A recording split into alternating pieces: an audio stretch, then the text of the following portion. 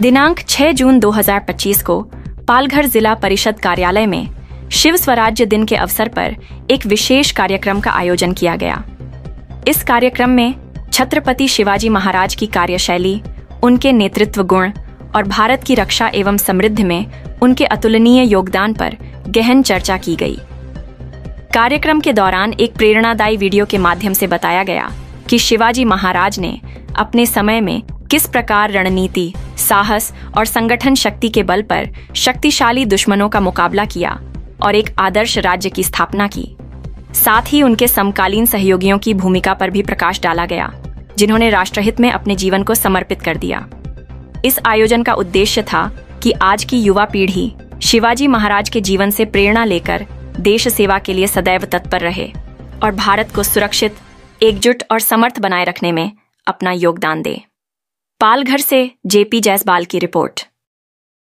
शिवाजी महाराजांची लढाई धार्मिक लढाई नव्हती, सर्व समूहाच्या लोकांना सोबत घेऊन लढत होते। आजच्या प्रक्षेपणामध्ये म्हणजे शिवाजी महाराज आताच सरांनी सांगितलं, ह्या शिवा काशीद हा नाभिक जातीचा होता, जीवा महाले नाभिक जातीचे होते। विविध जातीच्या लोकांना त्यावेळेला मराठा म्हणायची पद्धत होते। आज सुद्धा महाराष्ट्राच्या बाहेर आपण दिल्लीला गेलो की कुठल्याही जातीचा महाराष्ट्रातला माणूस असतो त्याला मराठाच म्हणतात आणि राष्ट्रगीतामध्ये सुद्धा महाराष्ट्रातल्या लोकांना मराठाच म्हणतात।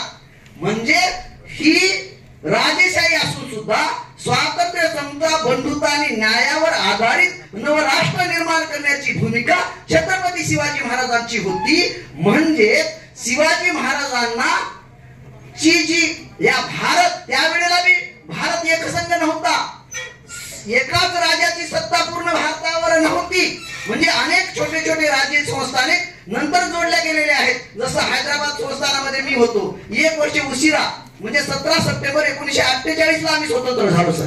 म्हणजे नाशिक पर्यंतचा भाग हा हैदराबाद गंगानगरचा भागानगरचा भाग म्हणतात। नंतर आम्ही स्वतंत्र झालो मराठवाड्याचा भाग। म्हणजे हे वेगवेगळे राज्य होते आणि या सर्व राज्यांना एकत्र करून मी दक्षिणेत आहे, आता उत्तरेत जाऊन मला दिल्लीची सत्ता घेऊन सर्व भारत एकत्र करायचा आहे। म्हणजे idea of India, idea of India हे शिवाजी महाराजांचं तत्व आहे। तेच आयडिया ऑफ इंडिया बाबासाहेब आंबेडकरांनी शिवाजी महाराजांना, म्हणजे राष्ट्रपिता फुलेंना गुरु मानतात, राष्ट्रपिता ज्योतिराव फुले शिवाजी महाराजांना गुरु मानतात। पण बाबासाहेब आंबेडकरांना जेव्हा विचारला गेलं की तुम्ही हे संविधान, एवढं छान संविधान लिहिला, लिखित संविधान, या जगातलं सगळ्यात मोठं संविधान लिहिला, हे संविधान लिहिताना तुम्हाला खूप खस्ता खाव्या लागल्या असतील, तर बाबासाहेब म्हणतात मला फार संविधान लिहिताना खस्ता खाव्या लागलेल्या नाहीत, कारण माझ्या समोर छत्रपती शिवाजी महाराजांनी उभा केलेले भूमिपुत्रांचं राज्य होतं, रयतेचं राज्य होतं, हे बाबासाहेब म्हणतात। म्हणजे शिवाजी महाराजांचं हे रयतेचं राज्य, पश्चिम महाराष्ट्रावरचं राज्य, या कोकणावरचं राज्य डॉक्टर बाबासाहेब आंबेडकरांनी आजच्या 640 जिल्ह्यावर घेऊन गेलं आणि पूर्ण देशावर घेऊन गेलं। आज जगामध्ये युनायटेड नेशन्स ऑर्गनायझेशन, त्याचे अनेक देश, म्हणजे साधारण जगातले सर्वच देश आज लोकशाही मानतात आणि त्या लोकशाही मानणारे जे लोक आहेत, स्वातंत्र्य, समता, बंधुता आणि न्यायावर आधारित, म्हणजे माणसामध्ये समानता, न्याय, स्वातंत्र्य, बंधुता हे निर्माण करण्यासाठी जे लोक हे मेंबर आहेत त्यांना आम्ही साथ देऊ, हे युनो सांगते, जागतिक देशाची जी संघटना सांगते।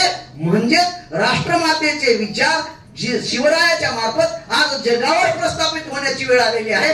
म्हणून आपण छोट्या छोट्या गोष्टीला घेऊन काय पडायचं। सर्व जातीच्या लोकांना, उदाहरणार्थ नूरखान बेग, पहिला सरनौबत, दर्या सारंग दौलत खान, शिवाजी महाराजांसोबत सर्व जातीचे लोक होते। पण शिवाजी महाराजांची लढाई जातीपातीची नव्हती, ही राजकीय लढाई होती आणि ही राजकीय लढाई माणसामध्ये स्वाभिमान निर्माण करण्यासाठी, त्याची मानसिक गुलामीगिरी खतम करण्यासाठी ही लढाई होती। म्हणून या राज्याभिषेकापासून आपण काय धडा घेतला पाहिजे आज।